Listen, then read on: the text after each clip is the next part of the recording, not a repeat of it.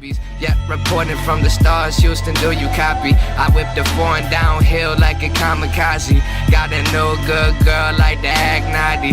Mesmerize me, I'm like Johnny about the shining. What is up, YouTube? It's your boy, the Acronational, aka John Blem, and as you could tell by the title of the video, we're going to be spending over 1 million coins. Well, just about, it's probably like 900,000 to a million coins. And as you can see, this is my current lineup. Now, this is something that I suggest all of you do. Once you get to a certain point, you're going to have a lot of cards from opening packs, gauntlets, solos, all that stuff. So you're going to want to sell all of your, unless they fit like your team, you really like that player.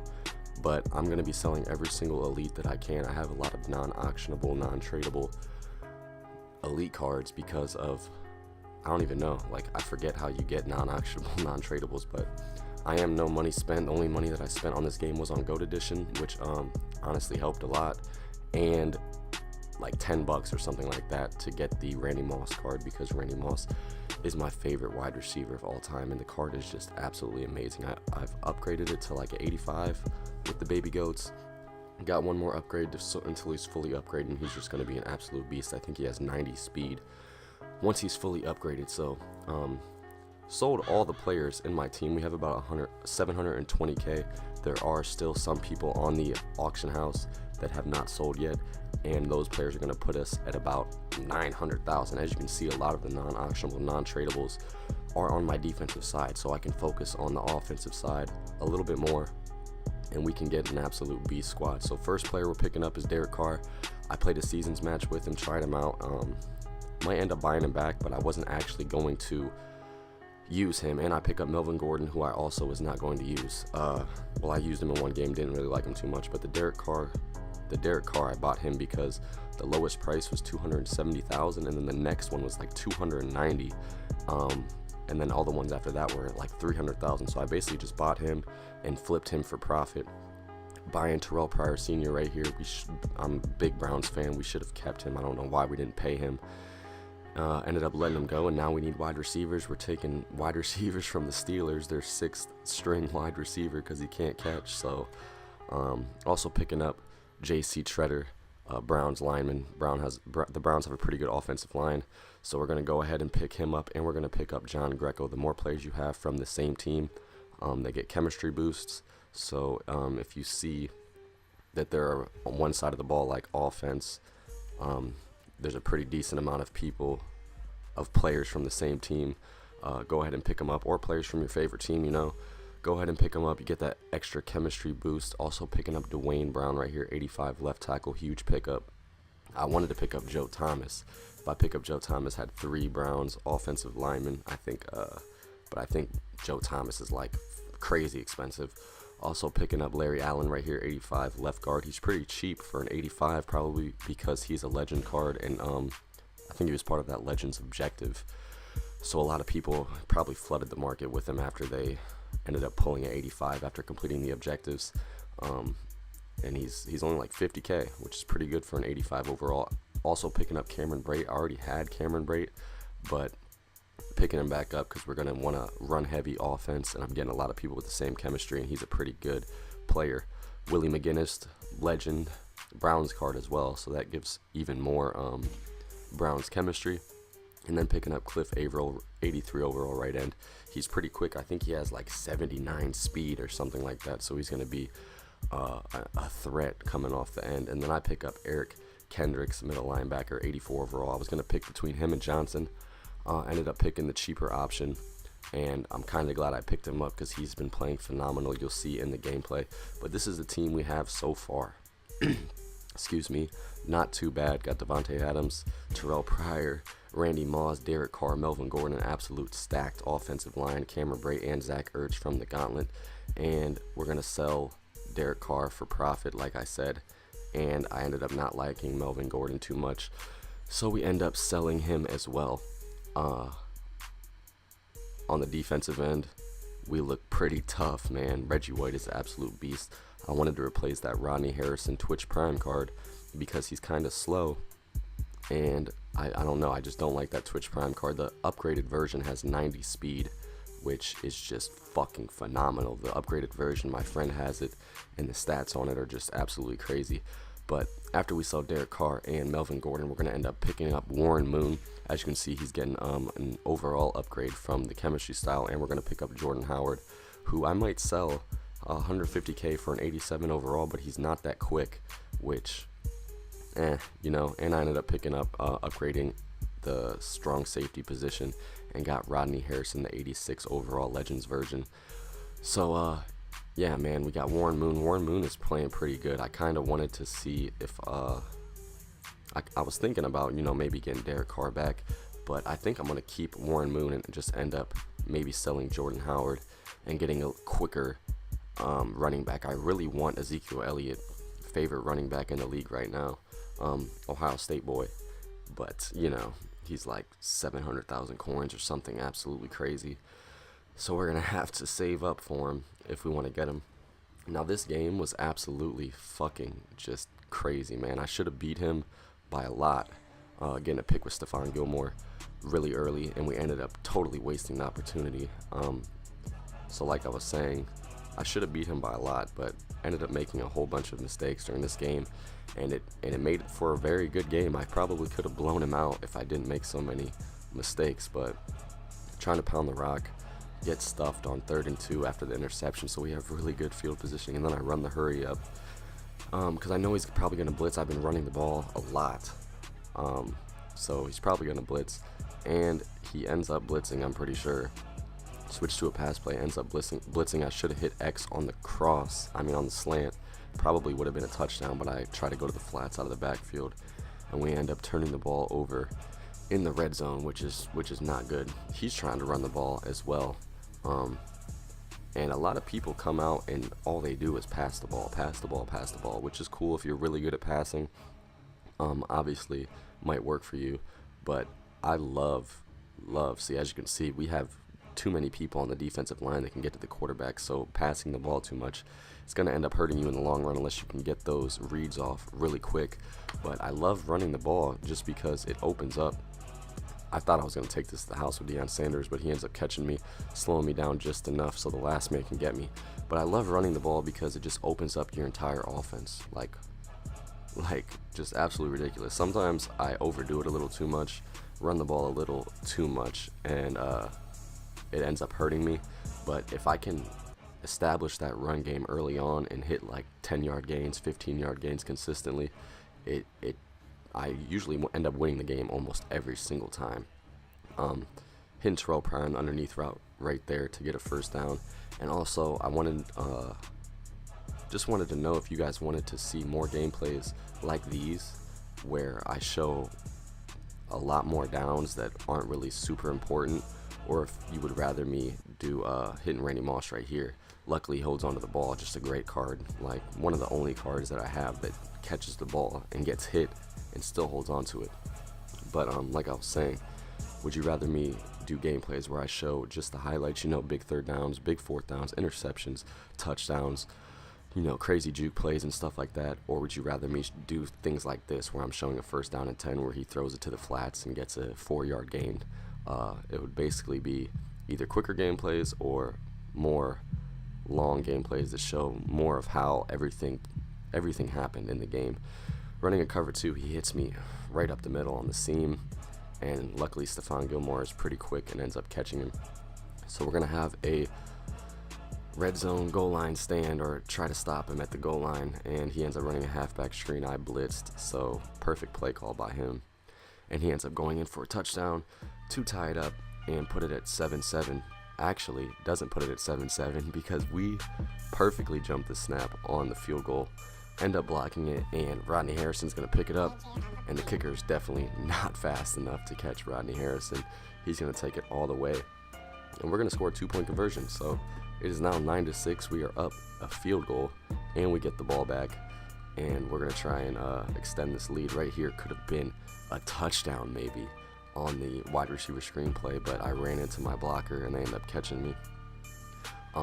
Ended up running the hurry up offense, and I try to run the hurry up offense when I see that they're in a defense that I could probably exploit, and I was right. Y is wide open, but I press it a little bit too late, and end up throwing an interception. Like I said, this game would have been an absolute blowout if I didn't make so many mistakes. Like, threw an interception, just turned the ball over on downs, just made a lot of mistakes. And this should have been an interception for me, but somehow he comes down with that. Champ Bailey, don't know what he was doing, just totally missed the ball.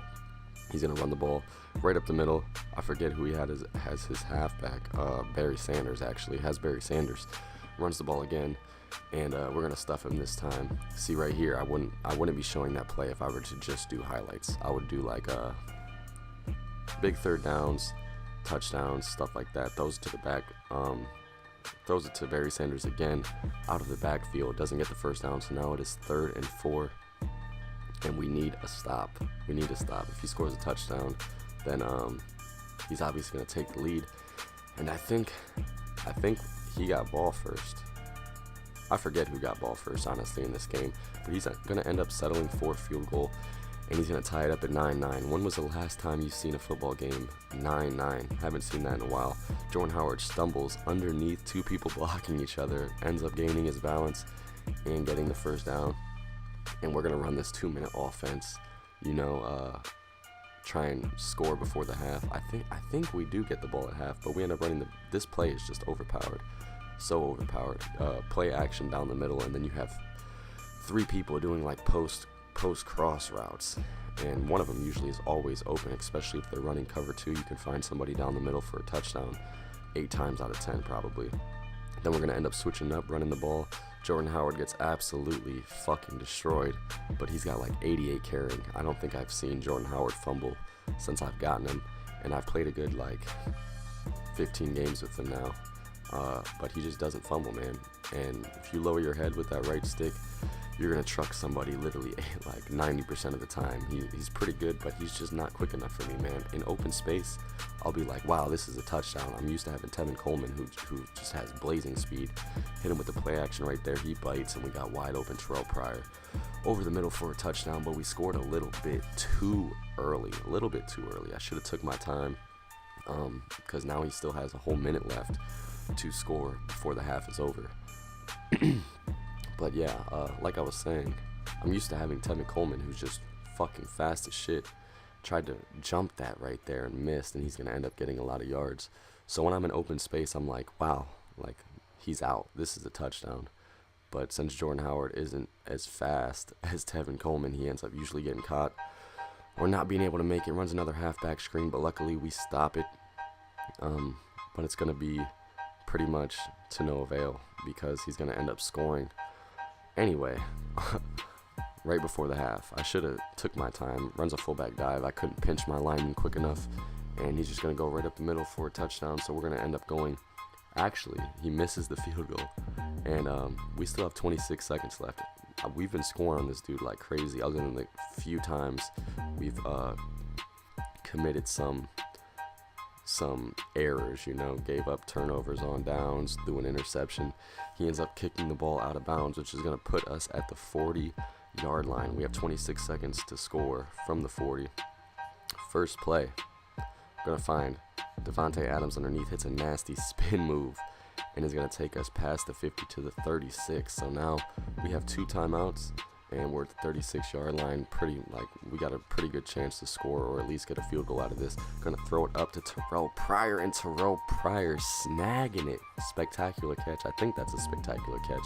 But Terrell Pryor was a great pickup, especially being I think he's my 3rd wide receiver. So the 3rd wide receiver, he's like 84 overall, getting put on his 3rd best cornerback, and usually he's just gonna burn somebody. Right here, could have took that to the house off the second half kickoff, but ended up running into my blocker. But we'll take it. 43-yard line. That's pretty good field positioning.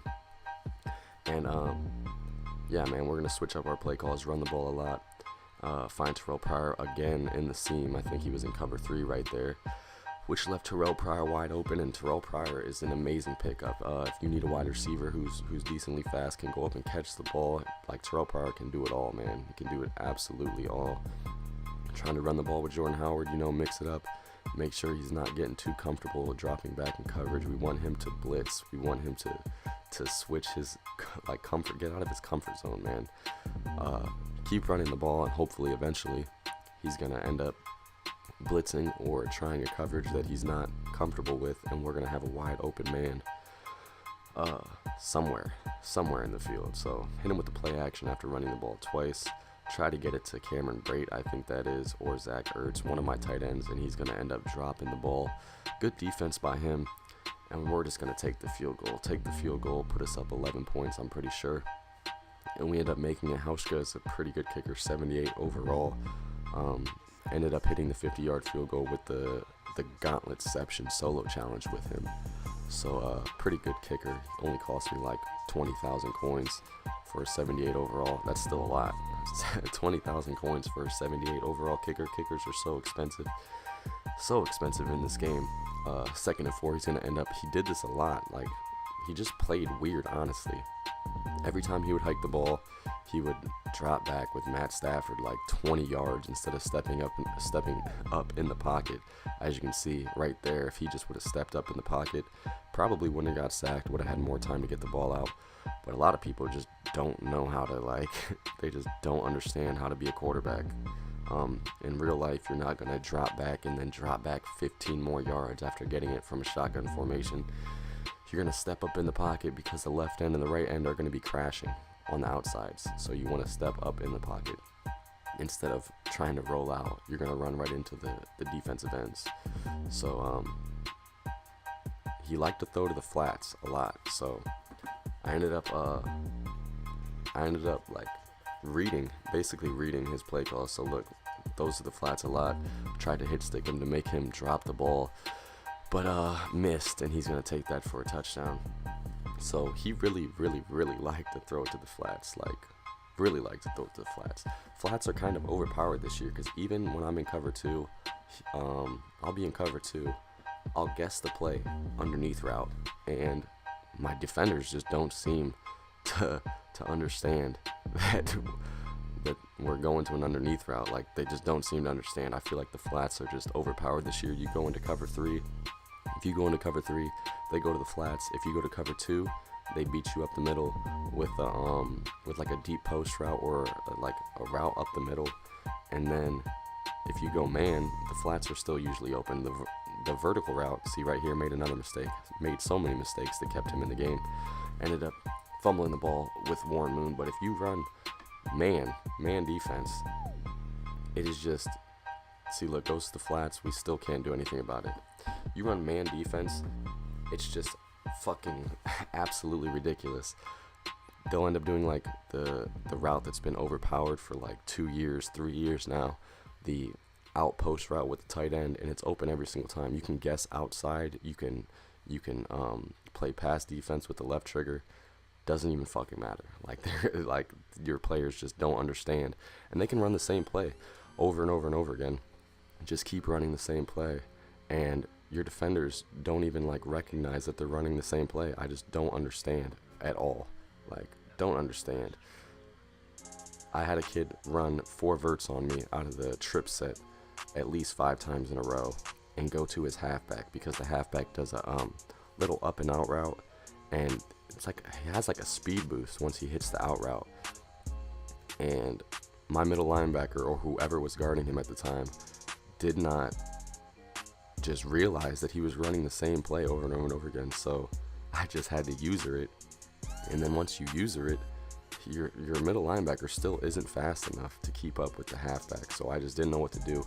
4th and 2, getting a diving interception with Kendricks, like I said, big pickup. I'm usually using the middle linebacker constantly. See right here, Tevin Coleman would have been touchdown. Would have been a touchdown. He would not have gotten caught right there, and the game would be over after that play.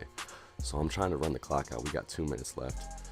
But like I said, I'm kind of beating a dead horse, trying to run the ball a little bit too much. We end up getting to 3rd and 7, and I'm going to run the ball again instead of passing it. Actually, I do pass it, but nobody's really open. B was open on the corner route. Or not corner route, the comeback route. But I didn't see him, so we're going to end up punting the ball, and he's going to come down, hit the flats once again, gets hit sticked, doesn't fumble, surprisingly. Surprisingly, this dude didn't fumble at all. I was hit sticking him a lot. The only time he ever fumbled was when he fumbled out of bounds earlier. One of these clips, he got hit and fumbled it out of bounds, so it didn't even matter. But bringing the heat, so he's dropping back in that 4 verts, like I said, and his halfback is going to be wide open out of the backfield so much, like almost every time. Basically, it's guaranteed. If you run 4 verts, you're going to be wide open out of the backfield. Now, this is the biggest play of the game. This pissed me off so much. When this happened, I was like, well, we're going to lose. Like, EA doesn't want me to win. Literally hit him in the backfield, 4th and 2. Would have ended the game. I just would have had to run the clock out. But he ends up breaking the tackle and getting the first down. He only has 1 timeout left, so we're going to end up going in man, because man is the only thing I feel like could beat it. And look at this, goes to the flats. Like I said, you have to user that basically, or else it's going to be open every time. I was hoping that he would do it one of these times and I would jump the route, and you're going to see later on. You got to remember people's play calls, remember what people are calling, and remember the routes that they like to go to the most, because eventually you're going to end up getting lucky and getting an interception or denying that on a big play. Throws it into double coverage and makes it, and this is when I was like, man, EA really does not want me to win. But luckily he called his timeout a little bit early and ended up kicking the field goal early, so we're going to end up going into overtime. We go into overtime. He gets the ball first. Like I said, he likes to go to that underneath route on the 4 verts, and Kendricks gets his 2nd interception of the game, stepping up. Huge, absolutely huge. First play we ended up running, so it's 2nd and 10, and I ended up seeing Randy Moss was just on a mismatch, and he ends up absolutely scorching the dude, cornerback who was trying to defend him, and we're going to score on the 2nd play that we get the ball, and that's going to be game, overtime. So we stopped him, got an interception. Kendricks, player of the game, hands down, had 2 huge interceptions, and we're going to end up winning this weekend league game. This is weekend league gameplay, so I'm going to have a lot more weekend league games coming out for you guys. Make sure to subscribe, like the video if you enjoyed, and I'll see you guys next video. Peace.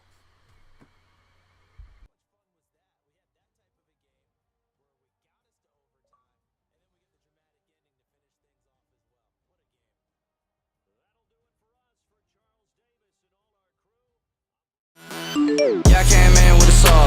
Ooh, yeah, I came in with a saw. Yeah, bitch, I flare it raw. Yeah, bitch, I flare it raw. Yeah, I came in with a saw. Ooh, yeah, I came